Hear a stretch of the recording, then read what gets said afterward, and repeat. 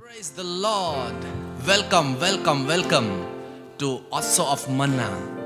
परमेश्वर को बेहद धन्यवाद प्रियो। वो परमेश्वर महान है, वो अद्भुत है। निश्चित तौर से वो हमसे बेशुमार प्यार करता है। और आपको पता है प्रियो, वो हमारा सहारा है, वो हमारा भरोसा है। आपको मालूम है, लिखा गया है भजन संहिता 5:11 में, परंतु जितने तुझ में शरण लेते हैं वे सब आनंद करें। माय फ्रेंड्स, मैं आपको बताना चाहता हूं, जितने उस पर भरोसा रखते हैं, वो कहता है कि वे सब आनंद करें। आज आपको मालूम है, आप जो उस पर शरण रखते हैं, आप जो उस पर भरोसा रखते हैं और आपने जो उसका अपना सहारा बनाया है, मैं आपको बताना चाहता हूं, आपके जीवन में आनंद ही आनंद और आनंद बेशुमार है। आइए वचन सुनने से पहले हम आराधना करें।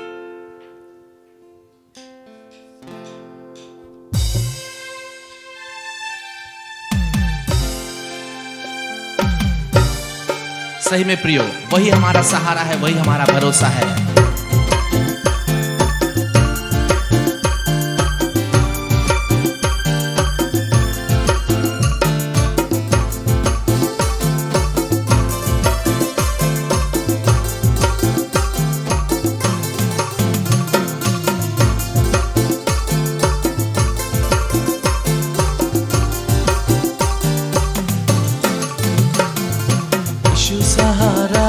मोर मसीह सहारा, मोर जिंदगी के यीशु अगुआ।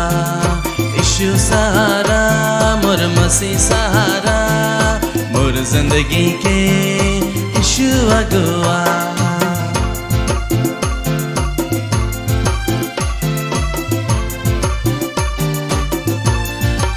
सही में प्रियो, वो परमेश्वर हमारा सहारा है, हमारा भरोसा है। ओह, कितनी आनंद की बातें हैं।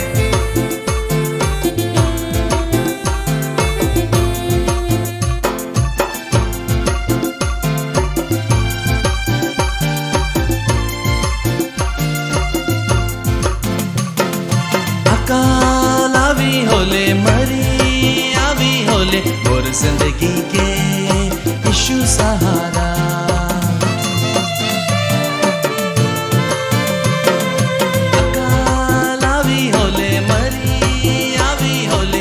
जिंदगी के यीशु सहारा, यीशु सहारा, मोर मसीह सहारा, मोर जिंदगी के यीशु अगुआ। यीशु सहारा, मोर मसीह सहारा, मोर जिंदगी के यीशु अगुआ।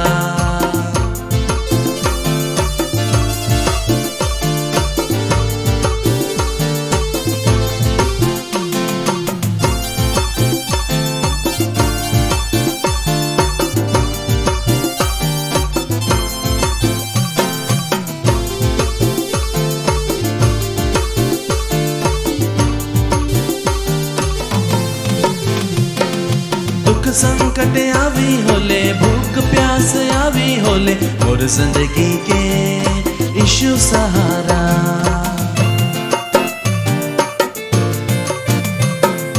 दुख संकट आवी होले, भूख प्यास आवी होले, मोर जिंदगी के यीशु सहारा।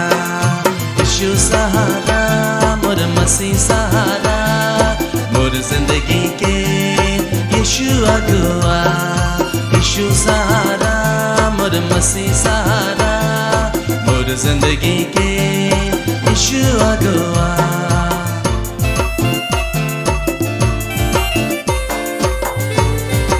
ओह, थैंक यू लॉर्ड। प्रभु तो महान है, तो अद्भुत है, तो पराक्रमी परमेश्वर है।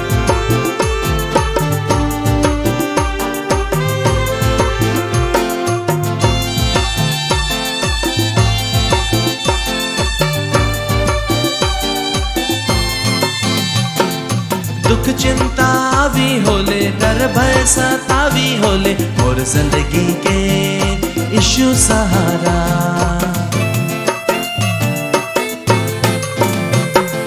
दुख चिंता आवी होले, डर भय सतावी होले, मोर जिंदगी के यीशु सहारा। यीशु सहारा, मोर मसीह सहारा, मोर जिंदगी के यीशु अगुआ।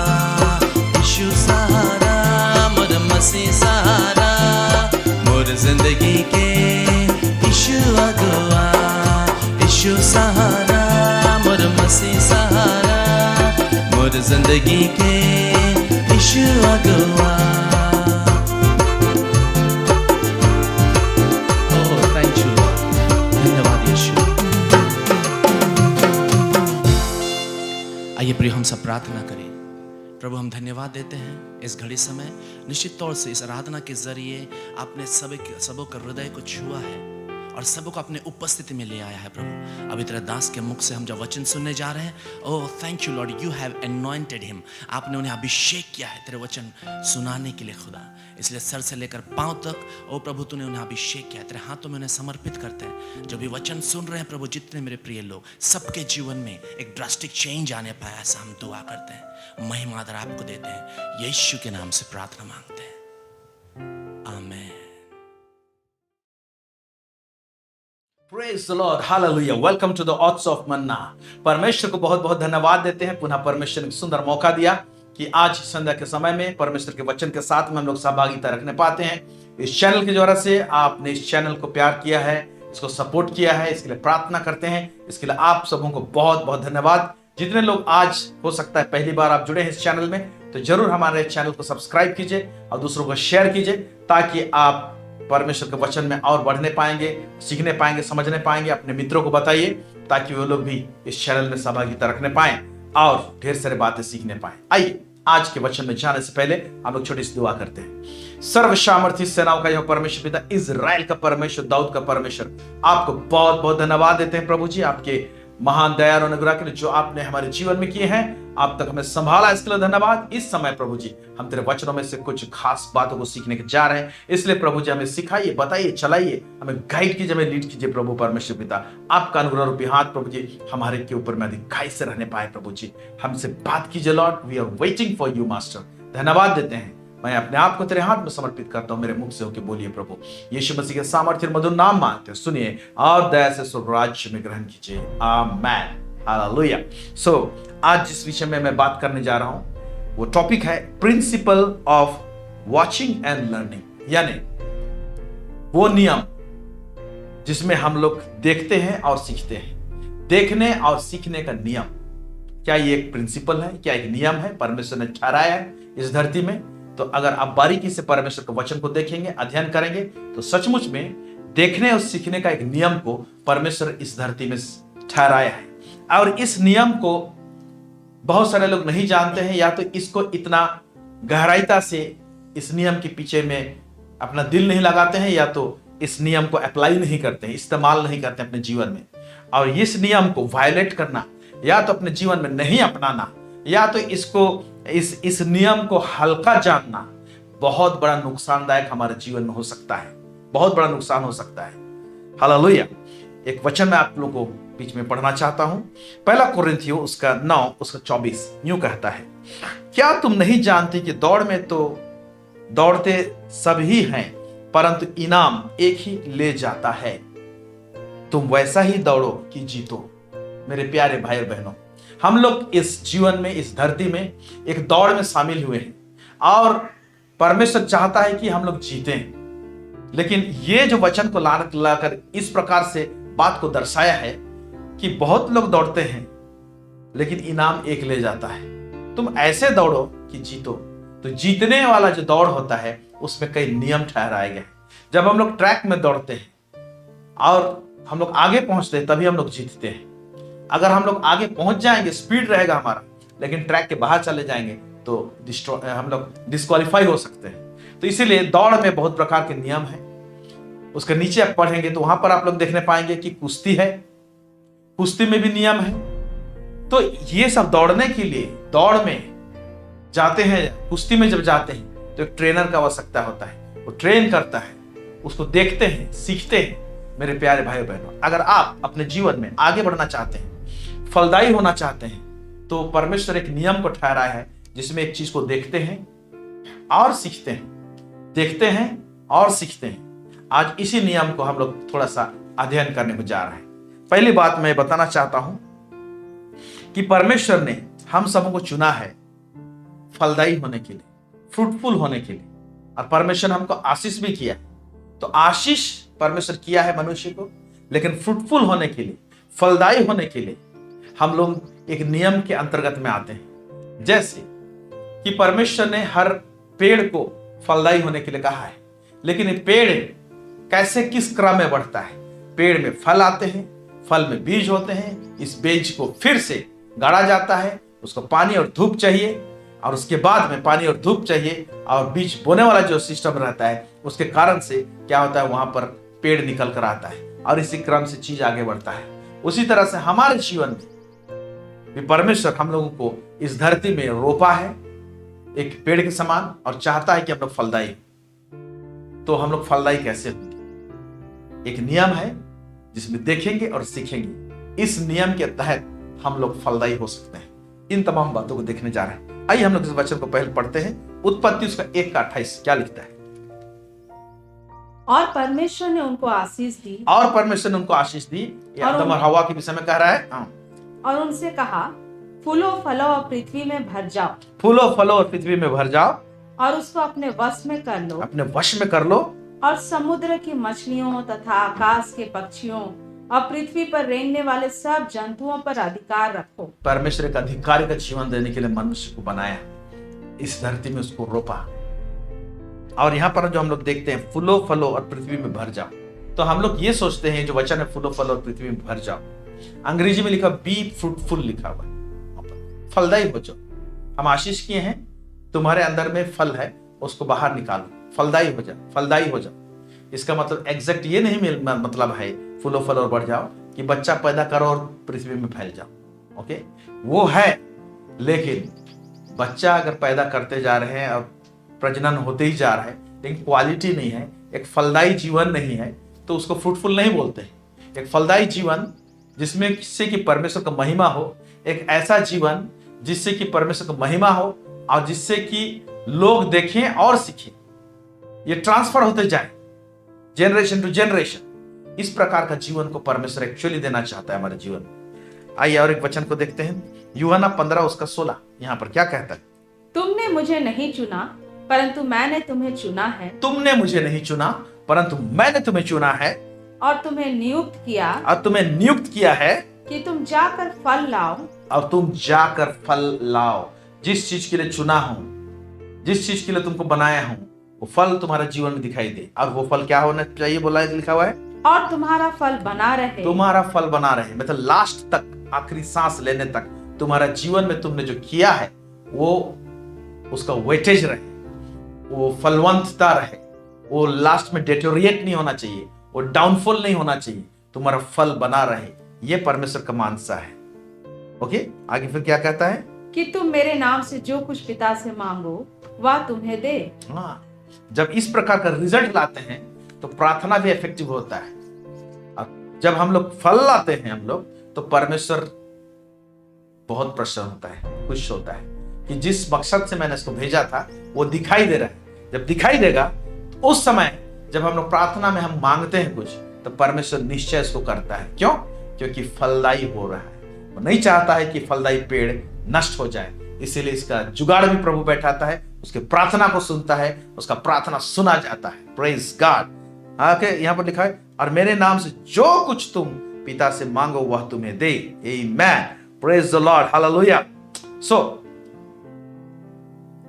इस संसार में फलदायी होने के लिए और एक सक्सेसफुल लाइफ को जीने के लिए, एक सफलता का जीवन को जीने के लिए दो इंपॉर्टेंट पहलू के ऊपर में हमको ध्यान देना पड़े। इस संसार में फलदायी होने के लिए और इस संसार में सफलता को देखने के लिए, या तो सफल होने के लिए, सफल होने के लिए मतलब मैं ये नहीं कह रहा हूं सफल होने के लिए मतलब स्कूल में सफल होना, रिजल्ट में सफल होना, या तो कोई कोई कोई कोई प्रमोशन पा जाना। एज ए होल सारा चीज कह रहा हूं मैं इसमें। ओके, तो फलदायी होने के लिए और सफल होने के लिए दो इंपॉर्टेंट चीज चाहिए। एक चीज के ऊपर में आपको ध्यान देना है, पहला वाला जो है नॉलेज ऑफ गॉड। परमेश्वर का ज्ञान में आपको और मुझे बढ़ना है। परमेश्वर का ज्ञान में, उसके पहचान में बढ़ना है। मैं उसको जानने लगूं, मैं उसको जानने लगूं, जैसे पति पत्नी को जानने लगता है, पत्नी पति को जानने लगता है जब साथ में रहते हैं तो। ओके, तो वो जानने वाला बात, तो परमेश्वर को जानना। और दूसरा चीज है हमारे इर्द गिर्द जो हरकत सब हो रही है, हालेलुया। हमारे इर्द गिर्द जो हरकत सब हो रही है, जो फिनोमिना है, अंग्रेजी में फिनोमिना कहते हैं, जो भी कार्यकलाप सब हो रहा है, उसको समझना और उसको जानना। क्यों हो रहा है, काहे हो रहा है, कैसे हो रहा है, क्यों होता है, कैसे होता है, हमारे इर्द गिर्द से चीज सब मटेरियल जो मैटर जो है उसको, उसका ज्ञान रखना और परमेश्वर का ज्ञान रखना, ये दो इंपॉर्टेंट बहुत सारा चीज है इसमें। Hallelujah, praise God, praise God. Daniel उसका 11 उसका 32 यूं कहता है, पढ़ेंगे। और जो लोग दुष्ट होकर उस वाचा को तोड़ेंगे, उनको वह चिकनी चुपड़ी बातें कह कह कर भक्तिहीन कर देगा। यहां से फिर बोल रहे हैं, हाँ, फिर परंतु जो लोग अपने परमेश्वर का ज्ञान रखेंगे, जो लोग अपने परमेश्वर का ज्ञान रखेंगे, नॉलेज रखेंगे, पहचान में रहेंगे, हाँ, वे हियाव बांध कर बड़े काम करेंगे, हियाव बांध कर बड़े काम करेंगे, फ्रूटफुल काम करेंगे, फलदायी काम को करेंगे। ये बात को यहाँ पर परमेश्वर कह रहा है, जो अपने परमेश्वर का ज्ञान रखेंगे। ओके, नेक्स्ट देखेंगे कुलुसी उसका 1:10 आयत क्या कहता है यहाँ पर, कुलुसी 1:10, ताकि तुम्हारा चाल चलन प्रभु के योग्य हो और वह सब प्रकार से प्रसन्न हो और तुम में हर प्रकार के भले कामों का फल लगे। और तुम में हर प्रकार के भले कामों का फल लगे। फिर क्या कहता है, और तुम परमेश्वर की पहचान में बढ़ते जाओ। कितना अच्छी तरह से इस वचन में सैंडविच किया गया है, दो चीज को मतलब मिलाया गया है, ब्लेंड किया गया। हर प्रकार के भले काम का फल लगे और तुम परमेश्वर की पहचान में बढ़ते जाओ। तो परमेश्वर के पहचान में बढ़ना और हर प्रकार के भले कामों का फल लगना या तो फलदायी होना, ये दोनों पैरेलल है। इसीलिए मैंने ऊपर में कहा कि अगर आप सक्सेसफुल होना चाहते हैं, सफल होना चाहते हैं, तो परमेश्वर के ज्ञान में बढ़े। परमेश्वर का ज्ञान में नहीं बढ़ते हैं लोग। परमेश्वर के ज्ञान में बढ़ना मतलब वो कैसा सोचता है, वो कैसा देखता है, परमेश्वर का विचार सब कैसा है, उसका कार्यकलाप कैसे है, उसकी हरकतें कैसे हैं, ये परमेश्वर के विषय में। फिर हमारे इर्द गिर्द जो स्थिति परिस्थिति होती है, चीज कैसे पलटता है, चीज कैसा होता है, चीज कैसे बढ़ता है, कैसे छोटा होता है, चीज कैसे सेंट लाता है हमारे इर्द गिर्द में, तो ये तमाम चीज होते हैं, उनको सेंस करना, समझना, क्यों ऐसा हो रहा है, ये उथल पुथल क्यों हो रहा है, इन तमाम बातों को जानते हैं। इसी प्रिंसिपल में एक्चुअली अय्यूब मूव करता था। अय्यूब का अगर पहला अध्याय तो पढ़ेंगे, बाद में पढ़िएगा तो देखिएगा, वहां पर लिखा हुआ है, शुरुआत में हम लोग देखते हैं कि वो खरा व्यक्ति था और परमेश्वर ने उसको सर्टिफाई किया था कि वो पाप से दूर रहता था, दुष्टता से दूर रहता था, खरा व्यक्ति था, ऐसे वगैरह सब लिखा हुआ है। ओके, और उसका धन का लिस्ट वहां पर दिया गया। उसके बाद उसने ये भी कहा है कि उनके इतने सारे बच्चे थे और बड़े बड़े जवान थे और अक्सर वो लोग क्या करते थे, पार्टी मनाते थे। तो अय्यूब क्या करता था, भाई बहनों के घर में जो पार्टी होता था उनके बाद में उन बच्चों को बुलाता था और वो होम बलि चढ़ाया करता था और उनके लिए परमेश्वर से माफी मांगता था। कदाचित कहे ऐसा ना हो कि मेरे बच्चे लोग परमेश्वर को इनकार कर दिया होगा या तो परमेश्वर के खिलाफ में कुछ बोला होगा, ऐसे होने से मेरे जीवन में, मेरे वातावरण में छेद हो जाएगा और दुष्ट काम कर सकता है। ऐसे सेंसिटिव रहता था। कहने का मतलब उसके इर्द गिर्द कुछ हो रहा है, होता था और होने की संभावना जो होती थी, ऐसे किए होंगे मेरे बच्चे लोग, इस मैटर में बहुत सेंसिटिव रहता था। और इसीलिए आप देखते हैं कि परमेश्वर ने उसको बढ़ाया है। ये तो उसके जीवन में दुख तकलीफ संकट आया था, उसके पीछे एक रीजन है। परमेश्वर ने टेस्ट करने के लिए छोड़ा, वो शैतान से बात हुआ, लेकिन इससे पहले हम लोग देखते हैं कि किस प्रकार का समृद्धि को देखा है और फलदायी जीवन को अय्यूब दिखता है। तो मेरे प्यारे भाई और बहनों, तो आज परमेश्वर हमको फलदायी देखना चाहता है, फ्रूटफुल। ओके, सो किस एरिया में फ्रूटफुल? हर एरिया में, रिलेशनशिप के एरिया में, माने हमारे संबंध कैसे हैं लोगों के साथ, उसमें फलदायी होना, अच्छे संबंध होना है, अच्छे रिलेशनशिप होना। दूसरा चीज जो है अपने परिवार में का फलदायी होना, परिवार में हस्बैंड वाइफ का रिलेशनशिप में बढ़ना, बच्चों के साथ में रिलेशनशिप में बढ़ना, अच्छे संबंधों में बढ़ना, फाइनेंस के एरिया में फलदायी होना, हेल्थ का एरिया में फलदायी होना, हर एरिया को प्रभु चाहता है। ओके, जैसे कि यूहन्ना उसका 3 यूहन्ना उसका 1 ही अध्याय है, उसका 2 या 3 आसपास में पढ़ेंगे तो वहां पर लिखा हुआ है परमेश्वर यह चाहता है कि हम लोग जिस तरह से आत्मिक उन्नति करते हैं वैसे सब बातों में उन्नति करें, सब बातों में फलदायी और हम भला चंगा रखें। ये परमेश्वर का मानसा है, इसको योजना है इससे कि परमेश्वर के क्या होता है, महिमा होता है। तो ये सब होगा कैसे?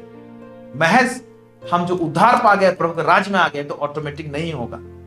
इसके लिए 2 चीज देखना है, परमेश्वर के ज्ञान में बढ़ना है और दूसरा चीज जो है इर्द गिर्द जो घटनाएं हो रही हैं, जो स्थिति परिस्थिति है, जो कार्यकलाप हो रहे हैं उसको समझना और उसके अनुसार अपने आप को ढालना, उसके अनुसार आप कदम बढ़ाना, ये बहुत जरूरी होता है। हालेलुया।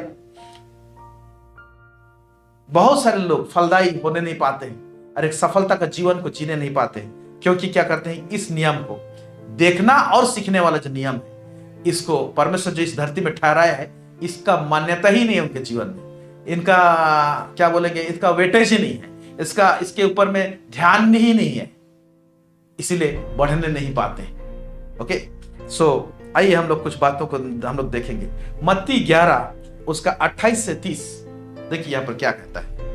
हे सब परिश्रम करने वालों और बोझ से दबे हुए लोगों, मेरे पास आओ। बस यहाँ पर हे सब परिश्रम करने वाले और बोझ से दबे हुए लोग। अभी यहाँ पर देख कह रहा है, इसको थोड़ा सा हम विश्लेषण करते हैं इस वचन। हे सब परिश्रम करने वाले और बोझ से दबे हुए लोग, कहने का मतलब, हे परिश्रम करने वाले, तुम लोग परिश्रम तो बहुत कर रहे हो लेकिन तुम्हारा बोझ तो तुझसे दूर होने का नाम ही नहीं ले रहा है। तुम तो परिश्रम इतना कर रहे हो लेकिन बोझ इतना है तुम्हारे जीवन में। मेरे पास आओ, कम मेरे पास आओ और मैं चुटकी में छू मंतर कर दूंगा, तुम्हारा बोझ दूर हो जाएगा। ऐसे नहीं कहा है, वो बोझ तो दूर होगा, तुमको हल्का लगेगा। उसका प्रिंसिपल क्या ठहरा है, किस नियम के अंतर्गत होगा, देखिए पढ़ेंगे। मेरे पास आओ, मैं तुम्हें विश्राम दूंगा, बोल रहे हैं। कैसे? मेरा जुआ अपने ऊपर उठा लो, मेरा जुआ अपने ऊपर उठा लो और मुझसे सीखो, बोला है। सीखना पड़ेगा, तो सीखने का क्रम को ला रहा है। मुझसे सीखो क्योंकि मैं नम्र और मन में दीन हूं और तुम अपने मन में विश्राम पाओगे। कब सीखोगे मुझसे? मुझे देखो, वॉच एंड लर्न, सीखो और तुम अपने मन में विश्राम पाओगे क्योंकि मेरा जुआ सहज और मेरा बोझ हल्का है, बोल रहा है। तो ये पूरा वचन में एक्चुअली जो केंद्रीकरण वाला पॉइंट है वो है मुझसे सीखो, मुझसे सीखो, देखो और सीखो। वॉच एंड लर्न, ये एक नियम है, एक प्रिंसिपल है। प्रभु ये बात बोल रहा है, प्रेज़ द लॉर्ड।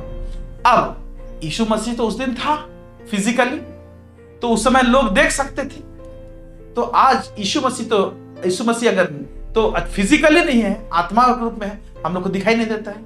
लेकिन यीशु ने, प्रभु ने, परमेश्वर ने अपने जगह में जब वो चला गया तो किनको रखा है, कैसे रखा है, इस सिस्टम को आज भी रखा है। तो कैसे रखा है, कैसे फॉलो करना है, किसको देखें अब हम लोग, क्या को देखें और क्या को देखें और सीखें। आइए हम लोग देखते हैं क्या, किसको देखें और सीखें। इब्रानी 12 उसका 1 पढ़ेंगे। इब्रानी 12 उसका 1। हाँ, इस कारण जबकि गवाहों का ऐसा बड़ा बादल, इस कारण जबकि गवाहों का ऐसा बड़ा बादल है। 11 अध्याय में पूरा एक हीरोज है। इसका मतलब ये लोग परमेश्वर नहीं है, इंसान है, लोग हैं, उस जनरेशन में रहे और ऐसे हीरोज आज हमारे युग में हमारे इर्द गिर्द रहते हैं। एग्जैक्टली इतना बड़ा बड़ा हीरो नहीं है लेकिन कोई ना कोई तो है। अब आपके घर में हो सकता है एक व्यक्ति, आपके समाज में हो सकता है एक व्यक्ति, आपके कलीसिया में हो सकता है कुछ लोग, या तो विश्वासी में से कोई हो सकता है जो कुछ पर्टिकुलर एरिया में महारत हासिल किया हुआ है। ऐसे हीरोज हैं, ऐसे लोग हैं। तो उनका गवाही जो बाइबल में है इब्रानी 11 में है। ओके, और वो गवाही जो विटनेस है जो है हमारे इर्द गिर्द फिजिकली इन आंखों से देखने पाते हैं, हम उनके करीब जा सकते हैं, हम उनसे मुलाकात कर सकते हैं। ऐसे लोग उनका सक्सेस को हम लोग देखते हैं, उनका फलदायी होने पर को हम लोग देखते हैं। उन लोग सारे लोग गवाही के रूप में हैं, एग्जाम्पल के रूप में हैं, जिनको आप देख सकते हैं और सीख सकते हैं। मैं पढ़ रहा हूं इसको आपको। इस कारण जबकि गवाहों का ऐसा बड़ा बादल हमको घेरे हुए है।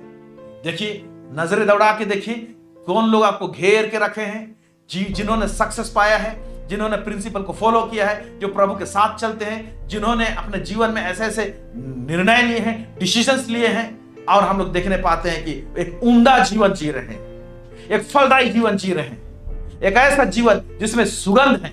ऐसे लोग आपके इर्द गिर्द हैं जिनको आप देख सकते हैं, क्योंकि प्रिंसिपल उनको देखें और सीखें। ओके, हर एक रोकने वाली वस्तु और उलझाने वाले पाप को दूर करके वह दौड़ जिसमें हमें दौड़ना है, धीरज से दौड़े पूरा है। किसके? ऐसे गवाहों का बड़ा बादल हमारे बीच में है, बोलता है, उनसे देख के सीखने वाली बात बोलता है। फॉर एग्जाम्पल, यहां पर एक एग्जाम्पल दिया हुआ, याकूब 5:11 पढ़ रहा हूं मैं आपको। देखो, हम धीरज धरने वालों को ध्यान करते हैं। यहां पर हम धीरज धरने वालों लिखा हुआ है, मतलब धीरज धरने वालों, बहुत सारे लोग हैं को धन्य कहते हैं, आशीषित कहते हैं, और उनकी तरफ देखते हैं हम लोग। तो धीरज धरने वालों में से एक व्यक्ति को उठाया, तुमने आयूब के धीरज के विषय में तो सुना ही है। ये एक एग्जाम्पल है। वॉच एंड लर्न, सीखें, देखें और सीखें। मेरे प्यारे भाई बहनों, बाइबल में उपन्नों में है, आयूब के जीवन को देख के भी आशीषित होते हैं, लेकिन आपके कलीसिया में जब लोगों के जीवन में गवाही देखते हैं, उनके जीवन को आप जानते हैं कि कैसे स्थिति परिस्थिति से गुजरे, और आप उस लेवल तक नहीं पहुंचे, उस व्यक्ति के मकाम तक नहीं पहुंचे हैं, तो वो व्यक्ति आपके लिए देखने के लिए परमेश्वर आपके इर्द गिर्द ठहराया है। परमेश्वर ने उनको नियुक्त किया है कि आप उनको देखें और सीखें। लेकिन क्या करते हैं हम लोग? देखते हैं, सीखते नहीं हैं, लेकिन उनको कमेंट मारते हैं। कई बार उनको फालतू का हम लोग नुक्ताचीनी कर लेते हैं। जहां से सीखना है वहां से सीखते नहीं हैं, लेकिन क्या करते हैं हम लोग? उनको डिग्रेड करते हैं। और यहां पर हम लोग क्या करते हैं कि इस नियम को जो परमेश्वर ठहराया है, देखिए और सीखने का नियम को वायलेट करते हैं हम लोग, माने तोड़ते हैं। और प्रभु की ओर से जो उसका प्रतिफल हुआ उसे भी जान लिया है, जिससे प्रभु की अत्यंत करुणा और दया प्रकट होती है। अय्यूब के जीवन पेशेंस के लिए जाना जाता था और एक एग्जाम्पल है। आमेन, प्रेज द लॉर्ड। पौलुस एक स्टेटमेंट दे रहा है, क्या कह रहा है? 1 कुरिन्थी 11 उसका 1 पढ़ रहा हूं आपके लिए। तुम मेरी सी चाल चलो जैसा मैं मसीह की चाल चलता हूं। तुम मेरी सी चाल चलो, आई एम द एग्जाम्पल। मुझे देखो, कितना तगड़ा रूप में इस बात को कह रहा है। मेरे प्यारे भाई बहन, आप ऐसा ना बोले कि पौलुस के समान तो कोई नहीं है।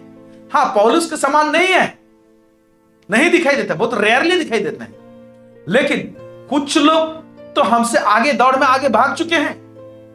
उनके जीवन में आपने गवाहियों को देखा है, एक स्थिरता को देखा है, एक ब्लेसिंग्स को देखा है, एक फलदायीपन को देखा है। भले पौलुस के समान नहीं, तो इसका मतलब यह नहीं सोच लेना चाहिए कि मुझे उसको नहीं देखना है और नहीं सीखना है। ओके, यहां पर हमारे से भूल होता है, चूक होता है। ओके, सो मेरे प्यारे भाई और बहनों, जो लोग हमारे इर्द गिर्द में ऐसे हैं, उनके साथ में आप मुलाकात कीजिए, उनको ऑब्जर्व कीजिए, उनको देखिए, उनके कांटेक्ट में रहिए और सीखिए। ये एक नियम है, और सीखेंगे तो क्या चीज को देखिए, उनका उस पोर्शन को आप जरूर झांकने की कोशिश कीजिएगा। और जब साथ में रहेंगे तो वो लोग बताएंगे आपको एक्चुअली हमारे जीवन काल में, हमारे दौड़ में सक्सेस जो है और फलदायीपन जो है, वो हमारा डिसीजंस के ऊपर में आते हैं।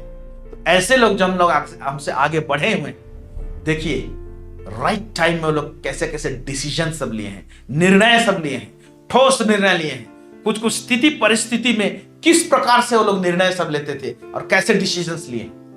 डिसीजंस का ही रिजल्ट है वो लोग फलदायी हैं। उनका सही डिसीजंस जो है वही रिजल्ट दिखाई दे रहा है उनके जीवन में, ये लोग फलदायी हो रहे हैं और सक्सेसफुल हैं। इसीलिए इस एरिया को देखना और सीखना बहुत जरूरी है। नो डिसीजंस, आगे बढ़ने का कोई रास्ता नहीं है, चांस ही नहीं। राइट वे में राइट डिसीजंस, राइट टाइम में। और स्थिति परिस्थिति गंभीर भी रहता है ऐसे टाइम में जब हम लोग निर्णय सब लेते हैं।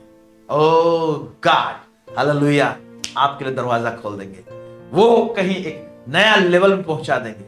लेकिन यहीं पर फेल होते हैं। ना तो हम लोग देखते हैं कौन हमारे से आगे दौड़ रहा है, कैसे दौड़ रहा है, सीखने का कोई हमारा चाहत नहीं रहता है। और हम लोग ऐसे प्रिंसिपल्स को, हाँ यीशु तो है ना, प्रभु तो है ना, ऐसे बोलते बोलते पार हो जा रहे हैं। But where are you moving? कहां मूव कर रहे हैं, कहां जा रहे हैं? ओके, परमेश्वर ने जीसस को भेजा और आज जीसस उठा लिया गया है, तो परमेश्वर ने हमारे इर्द गिर्द में लोगों को खड़ा किया ताकि हम देखें और सीखें। मैं खुद अपने जीवन में बहुतों को मैं देखता हूं और देखा हूं और देखता और सीखता हूं और कई कई डिसीजन देख के सीख के निर्णय में आने के लिए हमको सुविधा होती है। प्रेज गॉड, हालेलुया, आमेन। अब जब निर्णय में नहीं आते हम लोग, दुचिते रहते हम लोग, तो उसके विषय में क्या कहा है? दुचिता मन। याकूब उसका 1:5 से 8 पढ़ेंगे। याकूब उसका 1:5 से 8 यहां पर क्या लिखा हुआ है? पर यदि तुम में से किसी को बुद्धि की घटी हो तो परमेश्वर से मांगे। हाँ, रुक जाएंगे। तो यहां पर लिखा हुआ है, यदि तुम में से किसी को बुद्धि की घटी हो तो परमेश्वर से मांगे, परमेश्वर देगा। कैसे देगा? डायरेक्ट? यस, डायरेक्ट देता है, लेकिन बुद्धि का बात के साथ में आता है। इसीलिए परमेश्वर का वचन जो कहता है, पहला कोरिन्थी आप 12 अध्याय में जो 9 गिफ्ट्स के विषय में बताया गया है 8, 9, 10 में, वहां लिखा हुआ है word of wisdom. Gift of wisdom नहीं लिखा हुआ है, वर्ड ऑफ विजडम। मतलब बुद्धि का बात वर्ड्स के द्वारा से आता है, वचन के द्वारा से आता है। तो वचन परमेश्वर से डायरेक्ट आ सकता है, और बुद्धि का बात कोई व्यक्ति जो है, जो एग्जाम्पल के रूप में है, जिसको हम लोग देखते हैं और सीखते हैं, उसके द्वारा से बुद्धि का बात आ सकता है। तो परमेश्वर से जब बुद्धि मांगते हैं तो प्रभु बुद्धि देना चाहता है। और किस चीज के लिए बुद्धि? इस जीवन को जीने के लिए बुद्धि। यहां पर बुद्धि मतलब पढ़ाई के लिए लोग बुद्धि सोचते हैं। पढ़ाई के लिए तो चाहिए बुद्धि, ओके, एजुकेशन के लिए बुद्धि चाहिए। क्या जीवन यापन करने के लिए बुद्धि नहीं चाहिए? तो बुद्धि मांगे, प्रभु बुद्धि देता है। आगे क्या लिखता है? जो बिना उल्हाना दिए सबको उदारता से देता है और उसको दी जाएगी, पर विश्वास से मांगे और कुछ संदेह ना करे, क्योंकि संदेह करने वाला समुद्र की लहर के समान है, जो हवा से बहती और उछलती है। ऐसा मनुष्य या ना समझे कि मुझे प्रभु से कुछ मिलेगा। वह व्यक्ति दुचित्ता है। अंग्रेजी में डबल माइंडेड लिखा हुआ है, अस्थिर है। दो टाइप का माइंड। उसका माइंड स्थिर नहीं है, कभी हाँ कभी ना, कभी ऐसे कभी वैसे, वो स्थिर नहीं है। फिर आगे, और अपनी सारी बातों में चंचल है। अपने सारे बातों में चंचल है। ऐसे व्यक्ति को कुछ मिलने वाला नहीं है, बस वही के वही रहे, ये कह रहा है। अब नेक्स्ट, जब हम प्रभु से प्रार्थना करते हैं, लॉर्ड गाइड मी, सफलता के मार्ग में मुझे अगुवाई कीजिए, मुझे बुद्धि दीजिए, जब ऐसे बोलते हैं तो मार्ग, परमेश्वर आपके प्रार्थना को सुनता है। प्रार्थना को सुनता है और एक्चुअली में आपको गाइड करने के लिए एक व्यक्ति को खड़ा करता है, जिसे आप देख सकते हैं, जिसे आप सुन सकते हैं, जो एग्जाम्पल हो सकता है आपके लिए। ओके, एक व्यक्ति को नियुक्त करता है, उस व्यक्ति को आप आइडेंटिफाई कीजिए, उसको पहचानिए। आइए हम लोग देखते हैं प्रेरितों का काम उसका 10, उसका 1 से लेकर 6। यहां पर कोर्नेलियुस एक अन्य जाति है, वो परमेश्वर का भक्तजन था, वो प्रार्थना करने वाला था, देन दान देने वाला था, और वो प्रार्थना कर रहे। अब प्रार्थना का उत्तर आता कैसे है उसके पास? देखिए, पढ़ेंगे हम लोग प्रेरितों का काम 10, 1 से 6। कैसरिया में कुरनेलियुस नाम का एक मनुष्य था, जो इतालियानी नामक पलटन का सूबेदार था। ओके, वह भक्त था और अपने सारे घराने समेत परमेश्वर से डरता था, और यहूदी लोगों को बहुत दान देता और बराबर परमेश्वर से प्रार्थना करता था। प्रार्थना करके कुछ तो मांग रहा है, बहुत सारी चीज जो नहीं जान रहा है, मुझे क्या करना चाहिए, बस जान रहा है कि यहूदी लोग आशीषित लोग हैं, इसलिए उनको दान देता था।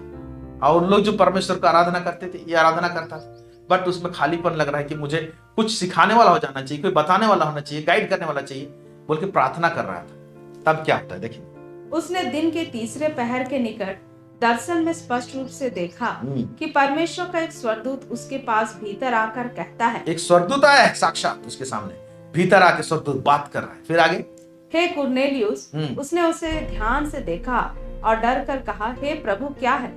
उसने उससे कहा, तेरी प्रार्थनाएं और तेरे दान स्मरण के लिए परमेश्वर के सामने पहुंचे हैं। तुम प्रार्थना किया, परमेश्वर के सामने पहुंचे, मैं उतर आया हूँ गाइड करने के लिए, और गाइडेंस भी मैंने परमेश्वर भेजा है मुझे कुछ बोलने के लिए आपसे कहा था। फिर आगे, और अब याफा में मनुष्य भेजकर समौन को, जो पतरस कहलाता है, बुलवा ले।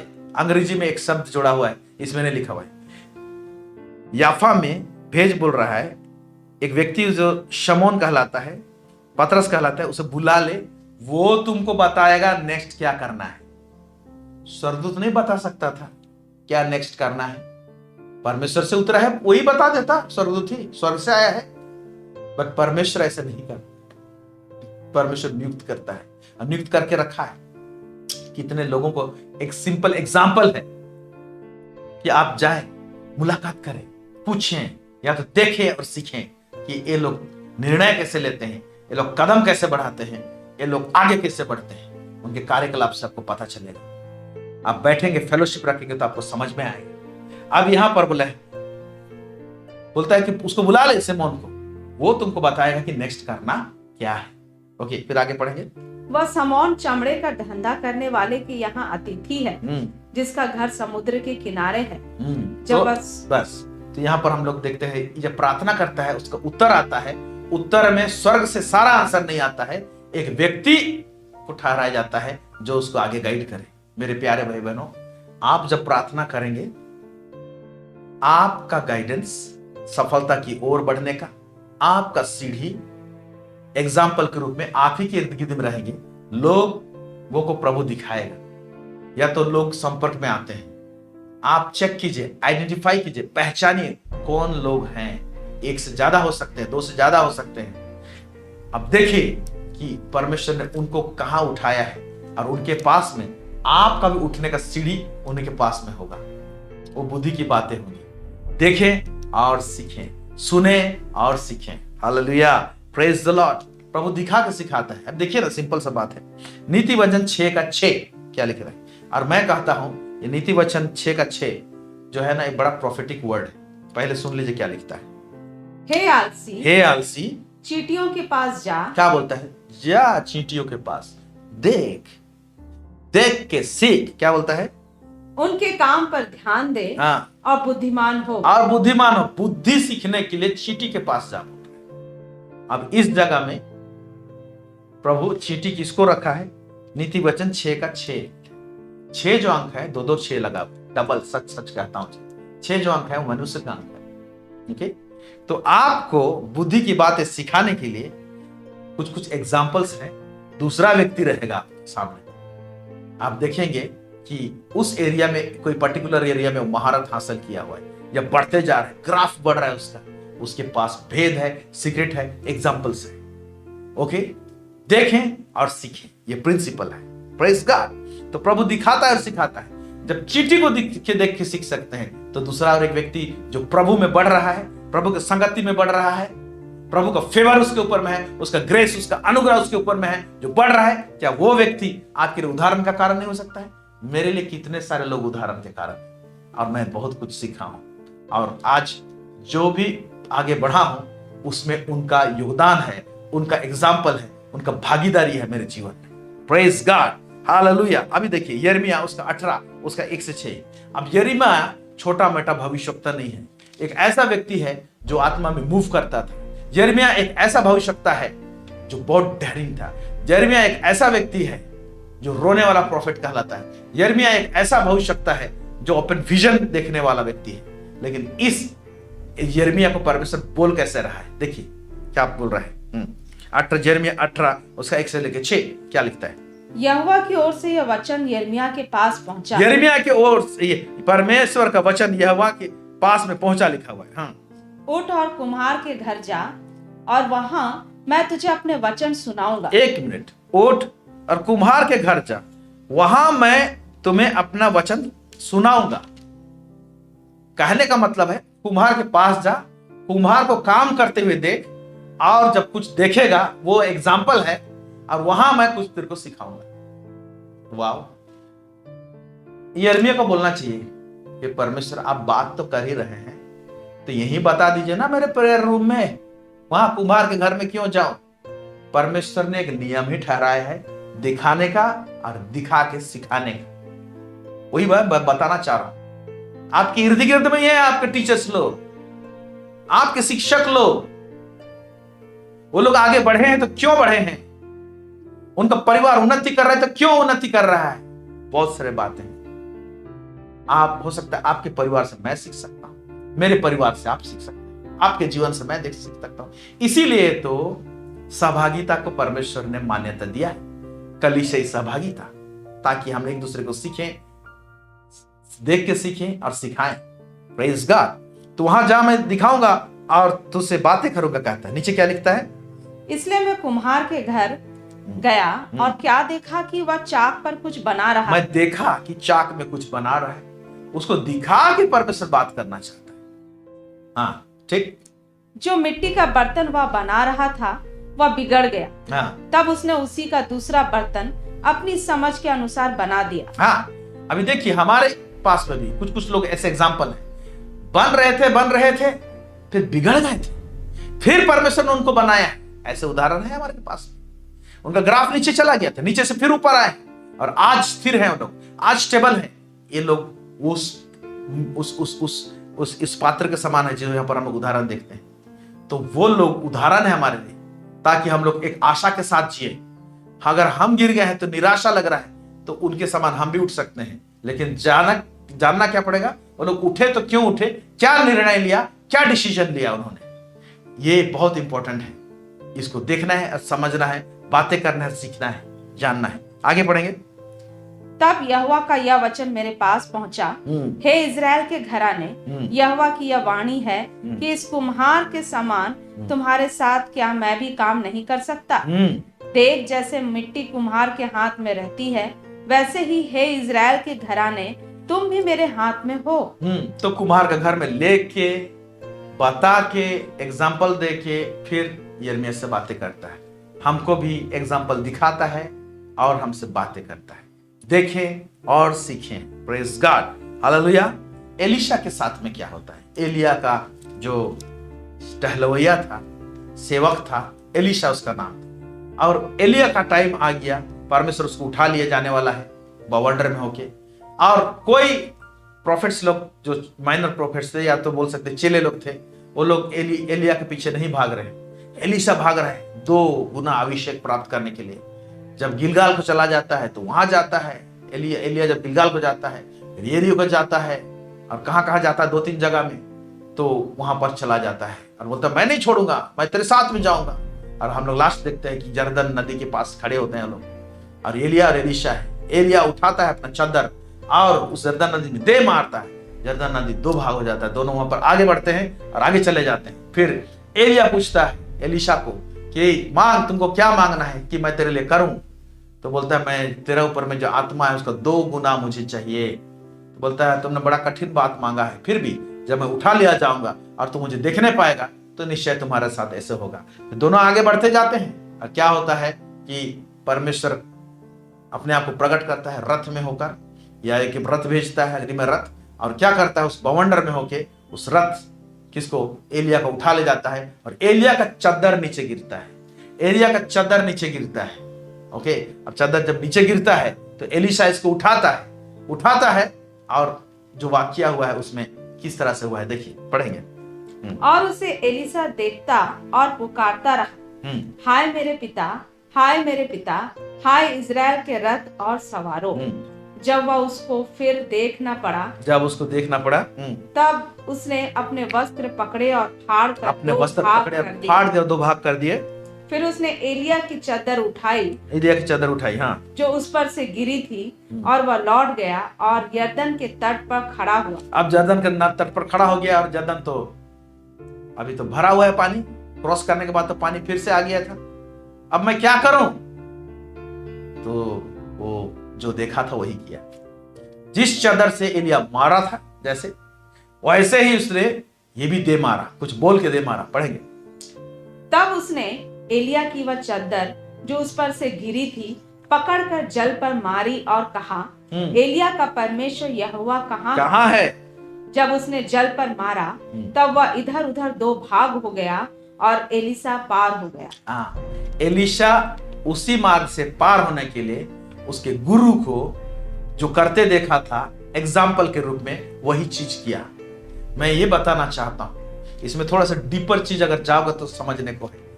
जब कोई व्यक्ति को परमेश्वर उठाया रहता है, उस व्यक्ति के साथ में ऐसे नहीं उठे रहता है, एक अभिषेक काम करता है। हो सकता है कोई विश्वासी ही हो सकता है कोई पास्टर हो सकता है कोई अगुआ हो। उसका जीवन में जब उठा है तो अभिषेक उसके लाइफ पे रहता है, और जो एनॉइंटिंग उसके लाइफ में रहता है, जब हम एग्जाम्पल के रूप में उसको देखते हैं और जिस प्रोसेस में गया है और जो नियम उसने फॉलो किया है, स्पिरिचुअल नियम, आत्मिक नियम को फॉलो किया है, उस नियम को जब हम लोग उसे देख के अपने लाइफ में इस्तेमाल करते हैं तो वो एनॉइंटिंग भी हमारे जीवन में काम करता है। वो एनॉइंटिंग, वो अभिषेक हमारे जीवन में काम करता है और हमारे लिए वैसे ही मार्ग खोलता है जैसे उनके लिए मार्ग खोला है। वरन उनसे बड़ा मार्ग खोल सकता है, क्योंकि परमेश्वर जो है ना, अपना काम को नीचे तरफ ग्राफ नहीं लेके जाता है। परमेश्वर अपना काम को ग्राफ ऊपर लेके जाता है। Praise the Lord, hallelujah. वो बढ़ाना चाहता है, लेना चाहता है। तो यहां पर हम लोग देखते हैं, एलिशा देखा था कि एलिया ने कैसे किया था, अब वो जब लौटता है तो उसके लिए भी सेम चीज होता है, क्योंकि वो एग्जाम्पल के रूप में था। जो चीज मारा जिस तरह से, इसने भी मारा। मेरे प्यारे भाई बहनों, आज कितना सारा उदाहरण सब है, एग्जाम्पल है आपके इर्द गिर्द। लोगों ने कैसे डिसीजंस लिया है, निर्णय लिया है, उस मकाम तक पहुंचे हैं, कैसे स्थिति परिस्थितियां, उनसे जब बातचीत करेंगे तो एग्जाम्पल के रूप में उनका गवाही आएगा, आपको दृढ़ता होगा। लेकिन हम लोग क्या करते हैं ना, उसके लिए हुआ, मेरा केस अलग है, हो सकता है हमारा केस अलग है, लेकिन आत्मिक नियम और पूंजी जो है वो सेम है, वो आपके लिए भी काम आएगा, सेम काम है।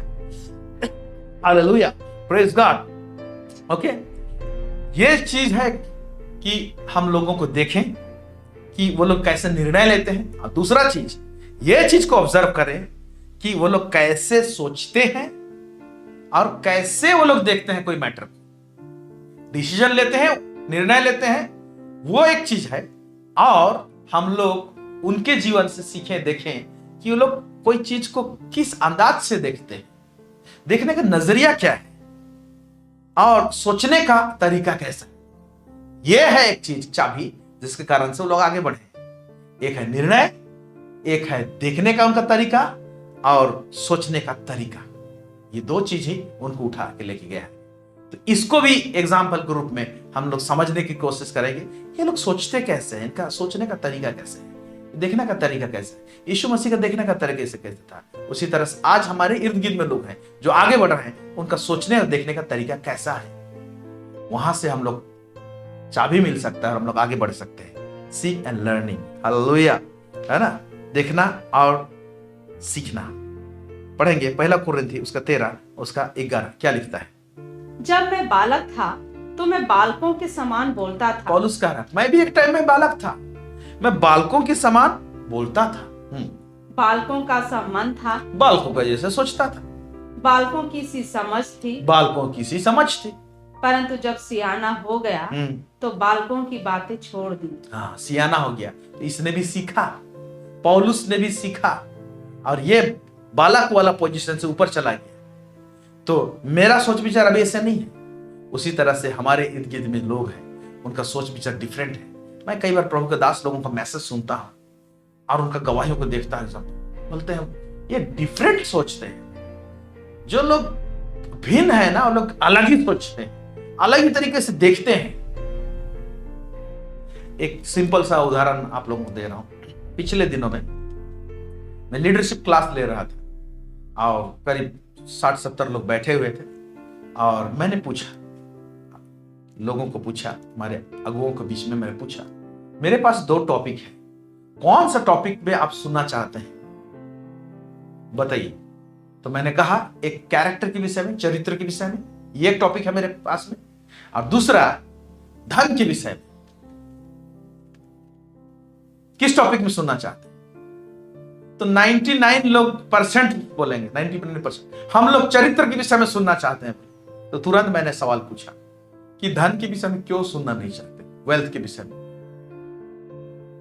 तो लोग बोलने लगे कि चरित्र अच्छा रहेगा तो धन तो आ ही जाएगा।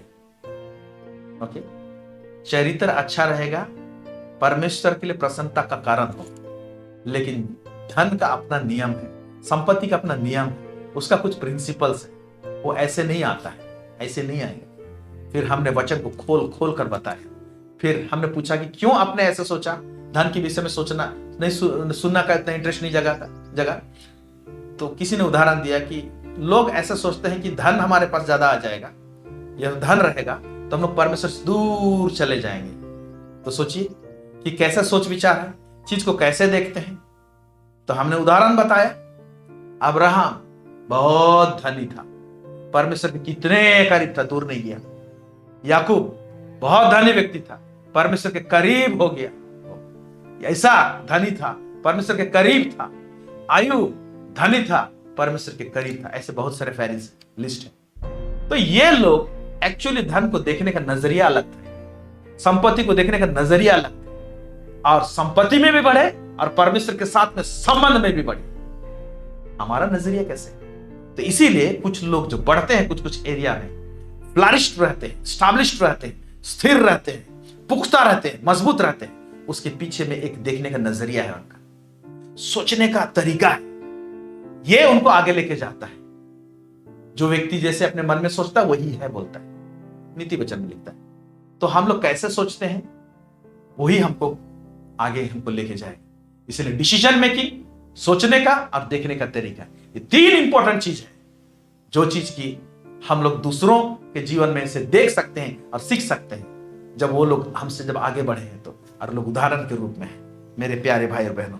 ओके, दाऊद, पहला सामुएल उसका 17 अध्याय उसका 50, पहला सामुएल 17 अध्याय 50 में पढ़ रहा हूं। जब दाऊद ने गोलियत को मार चुका है, उस जगह का है, यूं दाऊद ने पालिस्ती पर गोफन और एक ही पत्थर के द्वारा प्रबल होकर उसे मार डाला, परंतु दाऊद के हाथ में तलवार ना थी। दाऊद के हाथ में तलवार ना थी। गोलियत एक शूरवीर को मार डाला। मारना और उसको गिराने के पीछे एक कड़ी है। दाऊद गोलियत को किस रीति से देखा? गोलियत खुद बोलता है, क्या मैं कुत्ता हूं जो तू डंडा लेके आ रहा है? तो गोलियत जिस तरीके से खड़ा हुआ और जिस नजरिए से देखा, दुश्मन वहीं पर धड़ाशायी हो गया। ओके, और गोफन के सहारे पर वो हथियार से लैस, दाऊद के पास में कोई भी सुरक्षा कवच नहीं था, लेकिन उसका सोच जो था गोलियत को देखने का, वो डिफरेंट था, इसीलिए उसने जीता। आज इस जीवन में हमारा सोचने का तरीका, हमारा देखने का तरीका डिफरेंट होना चाहिए। जो आम लोग सोचते हैं, आम लोग देखते हैं, वैसे नहीं। परमेश्वर देखता है, परमेश्वर सोचता है। और कुछ लोग ऐसे सोच विचार रख के आप ही और हमारी सामने वो लोग तरक्की करते जा रहे हैं, बढ़ते जा रहे हैं, वो लोग उदाहरण है। इसीलिए आज का विषय हमारा था principle of watching and learning. देखना और सीखना एक नियम है। आप ही के इर्द गिर्द में टेस्टिमनी में बढ़ते जा रहे हैं, उनको नेग्लेक्ट मत कीजिएगा, उनको अछूत मत सोचिए, अछूत हिसाब से मत देखिए, और उनको वो सिंपल मत देखिए। ऐसे वो आपके लिए परमेश्वर रखा है कि उनसे आप कुछ अर्जित कर लें, ले देख के सीख जाएं और आगे बढ़ जाइए। इस नियम को परमेश्वर रखा रहा है। Praise the Lord. प्रभु इस वचन में अधिकाई से आशीष दे। आप सब प्रार्थना करते हैं। सर्वसामर्थी सेनाओं का यह परमेश्वर पिता, आज आपने देखने और सीखने का नियम को प्रभु जी हमें एक्सप्लेन किया, बताया। प्रभु हमारे इर्द गिर्द में प्रभु जी बहुत सारे लोगों को प्रभु जी आपने ऊंचा उठाया है, स्थिर किया है, पुख्ता किया है। वो लोग उदाहरण है, एग्जाम्पल्स हैं प्रभु परमेश्वर पिता। हम प्रार्थना करते हैं लॉर्ड गॉड ऑलमाइटी, लॉर्ड कि प्रभु परमेश्वर पिता हम उनसे देख के कुछ सीखने पाए। ऐसे कॉन्टैक्ट में हमको लेकर आइए प्रभु जी, और परमेश्वर पिता हम अपने आप को उनके सामने दीन बनाए। वो लोग अभिषिक्त है प्रभु जी, उस एरिया में प्रभु जी उनको आपने अभिषेक दिया है, महारथ दिया है प्रभु जी, यह परमेश्वर पिता। इसलिए प्रभु जी हमारे लिए भी उनके जीवन में जो चाहे काम किया है हमारे जीवन में भी काम कर सकता है लॉर्ड। उन कुंजियों को उनके द्वारा से दीजिए और ट्रांसफर कीजिए प्रभु जी, यह परमेश्वर पिता, ताकि हम भी बढ़ने पाए और हमारे जीवन प्रभु जी फलदायी और प्रभु परमेश्वर पिता आशीषमय हो, और ढेरों के लिए हम लोग मिसाल रहने पाए और आशीष का कारण ठहरने पाए। ऐसा आप अनुग्रह प्रदान कीजिए प्रभु जी। सब बातों में आपको महिमा और गौरव मिले लॉर्ड। यीशु मसीह के नाम से मांगते हैं, सुनिए अदय से स्वर्गराज में ग्रहण कीजिए। Amen amen amen. God bless you. हमारे साथ जुड़ने के लिए बहुत बहुत धन्यवाद। प्रभु आप सबको अधिकारी से आशीष दे। आमेन।